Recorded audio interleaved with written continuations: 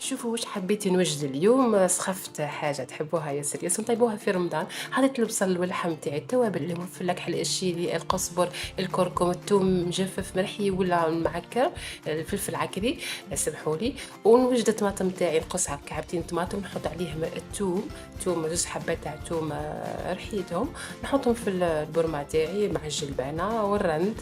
ومن بعد وجدت المطلوع تاع المقلة بالسميد يتعمل والماء ويجي خفيف يعني.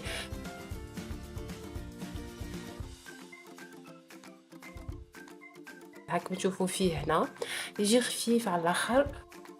وجعت البرمة تاعي خليتها تبقبق.